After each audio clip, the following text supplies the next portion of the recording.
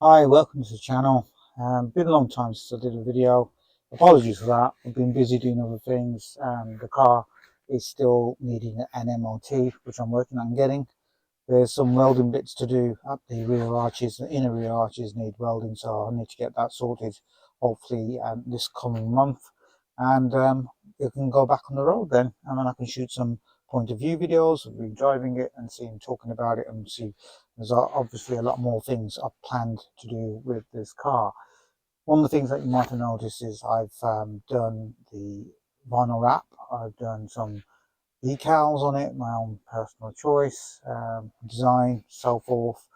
Um, I've had some extra features on. Obviously, I've done a bigger intercooler. Some of you might have saw that video where I've done the whole front end, took the whole front end to fit this huge intercooler because I need it if I want to go over 500 brake. I've put another scoop here for better air going to the air filters. I've also got another air intake there. Again, it goes through there and up there into the air filters. I've got a blanket, heat blanket there, stop hot air from the turbo going to the air filters. Once the hood's closed, that forms a nice little kind of enclosed space, a nice cold air space for it. And so hopefully not too much hot air will get into the intake system. I've also put over here is a bigger uh, oil catch can. So the other one, which in my earlier videos, was way too small. The diameters on the in and out were too small. So this one's a way bigger. I think it's 20, about 19, 18 mil inlet and outlet. I'm not sure where I've had them, but there's the biggest one I could find to fit in that space.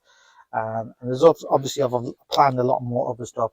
I'm also going to do a bit later on, once it's rolling, the car's actually back on the road, is I'm going to delete the crankcase breather with a plate and connect tube, cap this side off, and a tube, run a pipe running from there, from the blanking plate, straight to the oil catch can, and straight down into the air intake. That will give me lovely, nice, clean air and going into the intercooler, so I won't get oil droplets forming into the bottom of the intercooler, which could possibly make it into a runaway when I turn the engine off.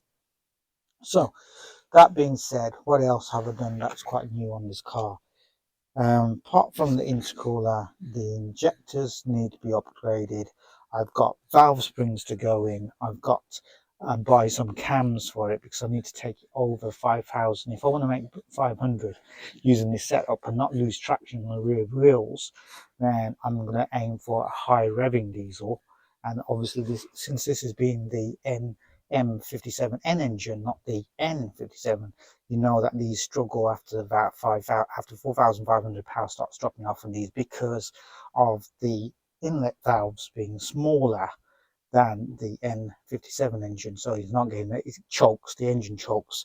So I can't do anything about the valves. I don't want to spend too much money doing headwork and gas flooring and everything like that, and put bigger valves in. Then I'd have the pistons have to be cut as well to accommodate those bigger valves, which I don't want to do. There's seats for them. So the alternative method I can do is actually put cams in. So that's about it to that. So I'll talk to you guys a bit later about the cams I'm going to be buying. Well, basically dark side sell them, and there's a few other companies that sell them as well. But I'm going to have them not reground ones. I want to have them from blank because I don't want to take the risk of having regrounds done. And the cams I'm talking about, in case anyone wants to make some inquiries into this, are the 256-degree cams with 9.4 millimeters lift, which can go straight in, and they won't have any valve, piston valve slap clearance issues. So that'll be fine. And that will give me a nice rev range, nice power band for the turbo that I'm running with a 3073 ball bearing turbo from Turbo Systems, which they actually made one for this model, so you don't have to faff around with changing the location of the turbo and using the M57N2 manifold. So I'm still using that old manifold that I have, but I've just modified it, made it a little bit bigger inside and gas flowed it a little bit, so it flows a bit nicer and reduces those exhaust manifold pressures a little bit, so which makes it not valve float doesn't occur as much as it used to, so it actually doesn't occur at all now. So that's all very well done. So that's a good thing. The valve springs that I've talked about to you just a bit earlier in this video, those are off a Golf 1.8, no 1.4 TSFI engine, which are about the same size and about 30% stiffer. And so basically you just replace, they say to do the exhaust side really, but you can replace both sides. So the best if you got everything out, just change them all.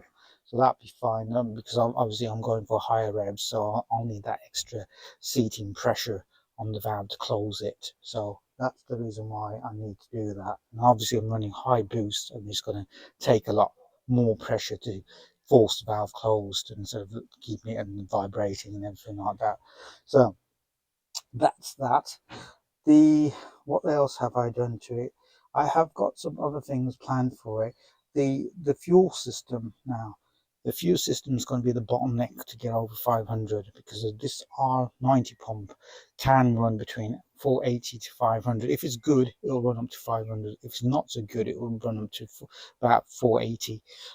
So I'm not too sure that, but the thing is, there's a little modification you can do to this pump, and that's the fuel regulator valve, but you'll also have to have that calibrated onto a map as well. So because I'm using solenoid injectors, not piezo injectors like the M57 N2 engines, my fuel rail pressures have to be under 1800 for injector reliability.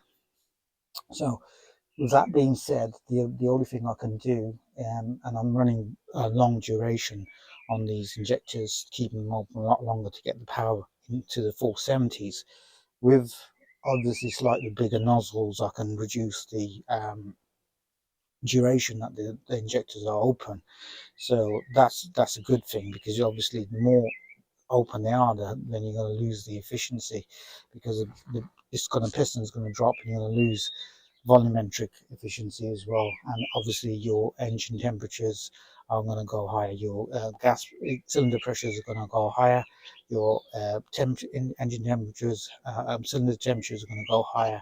So you don't want that. You want to keep it around about 850 to 900 degrees C, and that will get the most thermodynamic efficiency out of the engine. The other thing I feel that needs is I've also got a E39 or an early E46 33D 330D fuel filter on it. Not fuel filter, a fuel cooler on it.